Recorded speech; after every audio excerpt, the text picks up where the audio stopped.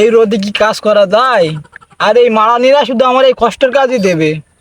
হ্যাঁ, বুদ্ধির কাজ একটু ধুমা দেবো, মানে সে তো নেই। এটা রোদ পড়তেছে না, তো বের ভিতরে দেখি নাকি মাছ নাকি বগল বগল করে উঠছে, দেখি দূরে পাওয়া যায় কি। ওদিকে তোমার শাশি আবার মাছের কথা বলিল, দেখি বেগুন না কি রানবে।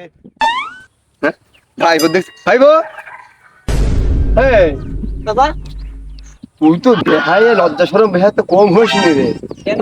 গোষ্ঠী পাতিটা তো নিবাই দিলি তুই। হ্যাঁ, তোর তো সেদিন কই পই করে বললাম ওই ঘোড়াটা খাইস নি, ফেল। তাও হাতে রেখেছে দেখো দিন, কেন বাদ দেওয়া যায় না? সেদিন হুজুর আজ করলে বারবার করে বললো যে আছে ওই খাওয়া হারাম, ও খাওয়া হারাম, ও বিড়ি খাওয়া হারাম। আচ্ছা, এই বিড়ি খাবো না তো খাবোটা কি? হুম। হ্যাঁ? এই যে জিনিসই খাচ্ছি সেই জিনিসের দাম বাড়াই যাচ্ছে। খাতাম বাড়াও সে তোমার এই রকেট বিড়ি। হ্যাঁ, সে গোলার ডিমও এখন 20 টাকা প্যাকেট। কি বললি?